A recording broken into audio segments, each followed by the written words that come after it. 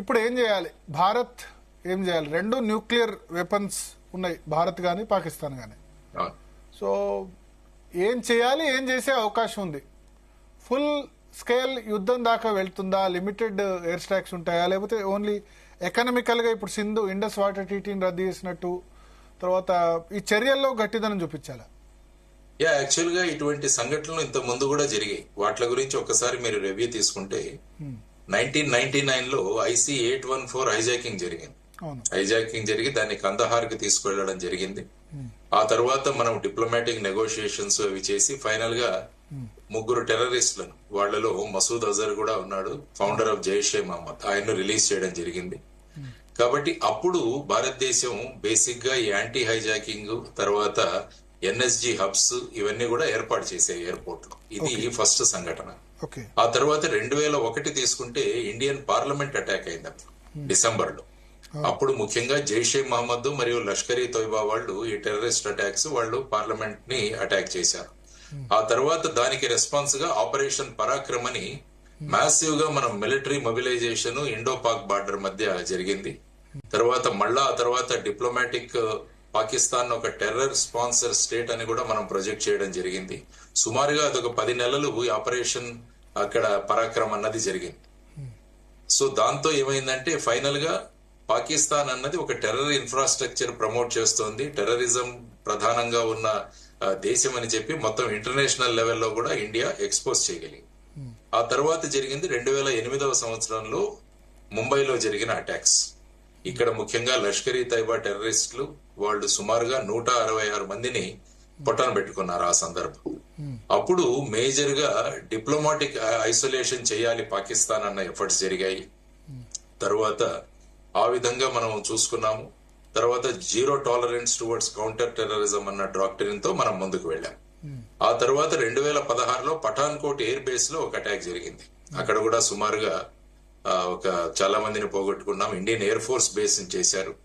ఆ తర్వాత 2016లో ఊరి అటాక్ జరిగింది. అక్కడ 19 మంది ఇండియన్ సోల్జర్స్ ని వాళ్ళు చంపడం జరిగింది. ఆ తర్వాత సర్జికల్ స్ట్రైక్ చేసి లైన్ ఆఫ్ కంట్రోల్ ఏదైతే ఉందో ఆ టెర్రర్ లాంచ్ ప్యాడ్స్ ఏవైతే ఉన్నాయో 5 టెర్రర్ లాంచ్ ప్యాడ్స్ ని అప్పుడు సమాప్తం చేయడం జరిగింది, విధ్వంసం చేయడం జరిగింది. ఆ తర్వాత 2019లో పుల్వామా అటాక్. ఇందులో సుమారుగా 40 మంది CRPF పర్సనల్స్ అక్కడ ప్రాణాలను కోల్పోయారు. ఆ సందర్భంగా బాలాకోట్ లో మనం ఎయిర్ స్ట్రైక్స్ చేసి అక్కడ ఉన్న టెర్రర్ ట్రైనింగ్ సెంటర్స్ ఏవైతే ఉన్నాయో వాటన్నిటి మీద చర్యలు చేయడం జరిగింది. ఆ తరువాత ఆర్టికల్ 370ని అబ్రోగేట్ చేశాం మనం 2019లో. తర్వాత జమ్మూ అండ్ కాశ్మీర్ ని ఇండియాలో కాన్స్టిట్యూషనల్లీ ఇంటిగ్రేట్ చేయడం జరిగింది. లేకుంటే జమ్మూ అండ్ కాశ్మీర్ వారికి విడిగా కాన్స్టిట్యూషన్ ఉండేది, విడిగా ఫ్లాగ్ ఉండేది. ఈ విధంగా ఆ తరువాత పుల్వామా తరువాత మేజర్ అటాక్ జరిగింది మీరు అన్నట్టు ఇప్పుడు 2025 ఈ పెహల్గామ్ ఇన్సిడెంట్. సో ఈ విధంగా భారతదేశం ఇంతకు ముందు జరిగిన ఏవైతే సంఘటనలు ఉన్నాయో వాటి మీద ఏ విధంగా స్పందించింది అన్నది మనం చూసాం. ఇప్పుడు మీరు అన్నట్టు ప్రధానంగా పాకిస్తాన్ ఒక ఫెయిల్డ్ స్టేట్. పాకిస్తాన్ వచ్చేసి ఒక ఫెయిల్డ్ స్టేట్. తర్వాత దాని ఉనికిని కూడా పోగొట్టుకుంది. ఏ దేశం కూడా పాకిస్తాన్ కు దగ్గరగా లేదు.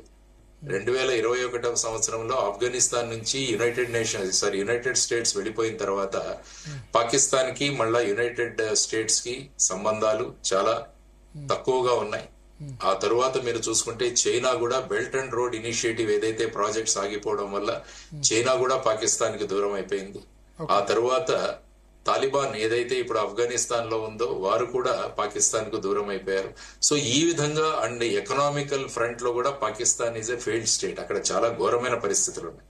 కాబట్టి ఇటువంటి పరిస్థితులలో కశ్మీర్ లో ఏదైనా జరిగితే మా ప్రమేయం లేకుండా జరిగింది అని 370 ఆర్టికల్ తీసివేయడము, తర్వాత భారతదేశంతో మొత్తం జమ్మూ అండ్ కాశ్మీర్ ని అనుసంధానం చేయడం, ఇవన్నీ కూడా వాళ్లకు ఎప్పటి నుంచో ఒక థాన్ లాగా ఉంది, ఒక ముళ్ళు లాగా వాళ్ళని గుచ్చుతూనే ఉంది. ఇంతవరకు కశ్మీర్ ను మనం ఏదో ఒకటి చేసి అక్కడ ఏదో ఒకటి చేయగలిగాం, కానీ ఈ ప్రభుత్వం వచ్చాక మనం ఏమీ చేయలేకపోతున్నాం అన్న ఒక డెస్పరేషన్. తరువాత JD Vance visit, United States vice president JD Vance visit. అందులో కూడా సాధారణంగా ఇంతకు ముందు చూస్తే పాకిస్తాన్ సైడ్ కూడా ఎవరో ఒకరు వెళ్లేవాళ్ళు, లేకుంటే వీరే అక్కడికి కూడా అక్కడ 2 చోట్ల విజిట్ వెళ్లేవాళ్ళు. కానీ president only India visit. Yes. ఆ తర్వాత వచ్చేసి ఏంటంటే గల్ఫ్ దేశాలు ఏవైతే ఉన్నాయో అవి కూడా పాకిస్తాన్ కు దూరంగా వెళ్ళాయి.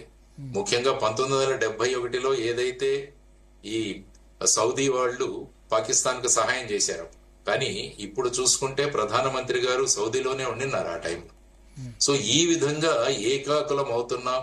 కాబట్టి మా ప్రజెన్స్ అన్నది అసలు ఎవరు పట్టించుకోవట్లేదు. కాబట్టి టు షో దేర్ ప్రజెన్స్ అన్న రీతిలో తర్వాత అక్కడ జనరల్ మునీర్ మాట్లాడిన విషయాలు కూడా మనం చూడాలి. ఆసిమ్ మునీర్ ఎవరైతే ఇంతకు ముందు ఐఎస్ఐకి ఆయన చీఫ్ గా ఉన్నారో, ఇప్పుడు is general of Pakistan army.